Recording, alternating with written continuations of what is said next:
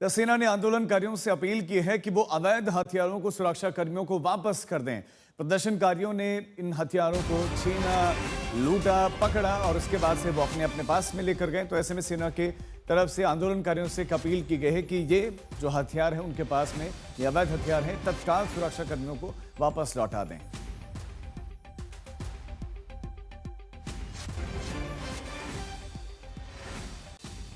कल नेपालगंज जिले में कोर्ट में भी आंदोलनकारियों ने आग लगा दी और अब उसी अदालत में आग धधक रही है। वहीं से एक एक्सक्लूसिव रिपोर्ट आपको दिखा रहे हैं आज तक संवाददाता आशीष श्रीवास्तव। वो रिपोर्ट भी हम आपको दिखाएंगे, लेकिन उससे पहले ये तस्वीर आप देखिए। ये एक तस्वीर सामने आ रही है जहां पर सेना के जवान आपको दूसरी तरफ रोके हुए प्रदर्शनकारियों को देखेंगे। 2 दिनों की हिंसा के बाद आज हालात जरूर सामान्य है, लेकिन एक तस्वीर ये सामने आ रहे हैं। ये काठमांडू की तस्वीर है जहां पर सेना मोर्चा संभाले हुए और पूरे तैयारी के साथ सेना इस समय काठमांडू और नेपाल की सड़कों पर दिख रहे हैं। इस समय आप देखेंगे कि दूसरी तरफ लोग हैं और उनके साथ में, उनके पास में हाथों में बहुत सारा सामान भी उनका साथ में रखा हुआ दिखाई देगा।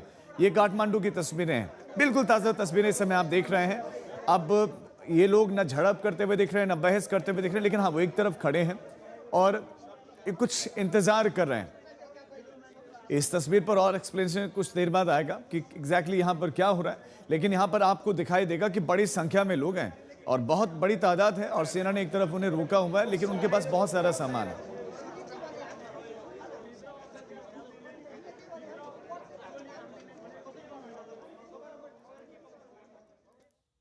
अदालत वो जगह होती है जहां से लोगों को न्याय मिलता है, लेकिन कल नेपाल के लोगों ने अदालत को भी नहीं बख्शा। नेपाल के नेपालगंज इलाके में क्या कुछ किया आंदोलनकारियों ने, हमारे संवाददाता की आशीष श्रीवास्तव की रिपोर्ट आपको दिखाते हैं। जो नेपाल का कोर्ट है, डिस्ट्रिक्ट कोर्ट बांके में गंज में, वहाँ की जो तस्वीरें आप देखिए कि अभी भी आग की लपटें इस कोर्ट रूम से, जहाँ लोगों को न्याय मिलता है वहाँ आग लगा दी गई। यानी कि न्याय नहीं मिल रहा था, डेमोक्रेसी में जिस तरीके से चाहते थे वो नहीं मिल रहा था। यही वजह है कि आज की जो तस्वीर है ये जिला न्यायालय की है, जिला अदालत की है। अदालत वो जगह जहाँ पर लोगों को न्याय मिलता है। आज वो फाइलें सब कुछ राख हो गई हैं जलकर, सब कुछ नहीं बचा है। ये बांके जिला अदालत है नेपाल की, और जहाँ पर सब कुछ आग के हवाले आगजनी कर दी गई और अभी भी आग जलती हुई जो हम एक्सक्लूसिव तस्वीर आपको दिखा रहे हैं, ये दिन की तस्वीर है और समझ सकते हैं आप किस कदर यहाँ की चीज़ों को आग लगाई गई। प्रदर्शनकारी लगातार ये मांग कर रहे थे कि उनको न्याय चाहिए, लेकिन अदालत जहां पर पूरी तरीके से सब कुछ जला दिया गया, कुछ भी नहीं रखा, सब कुछ खाक हो गया। न्याय मिलने में देरी तो सुनी जाती है, कहा जाता है जहां न्याय नहीं मिल रहा है वहां लोगों ने खुद अपना न्याय किया, और यही वजह है कि प्रोटेस्टर ने सब कुछ तोड़ दिया। चाहे वो ग्लास हो, अदालत बैठने का रूम हो, जलती हुई आग हो, विंडो हो, खिड़कियाँ हों, यहाँ तक सोफ़े हैं, जो डॉक्यूमेंट्स हैं जिन पे लोगों दर्ज होते हैं, सब कुछ आग के हवाले कर दिया गया। ये वो फाइलें हैं जो तैयार की जाती हैं बांके जिला अदालत में, जिसमें किसी का नाम है, किसी की जो कानून व्यवस्था है उसको दिखाया गया है।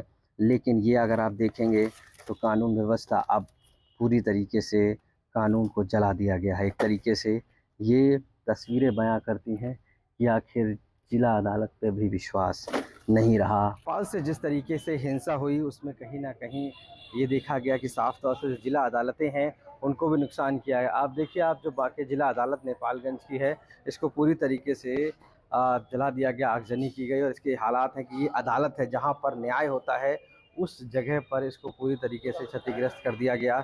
और ये हालात हैं कि पूरी अदालत को तहस नहस कर दिया गया है और यहाँ पर अब कुछ भी ऐसा नहीं बचा है जो अदालत चल सके।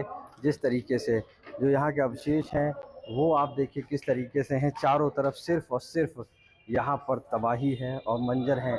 ये अदालती की वो फाइलें हैं जिन पर निर्णय होता है, वो हैं, सारी चीज़ें मौजूद हैं यहाँ पर। वो पुरानी फाइलें जिसमें केस दर्ज होते हैं, जो केस चलते हैं, यानी कि अदालत जहाँ से न्याय होता है, वो सब कुछ जो ये पूरा आंदोलन था उसमें नष्ट कर दिया गया, जला दिया गया।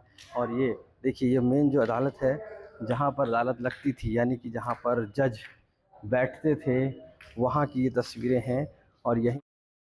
और इन अदालतों को जलाने के पीछे का तर्क ये दिया कि ये भी भ्रष्टाचार के अड्डा बन गए थे, इसीलिए जला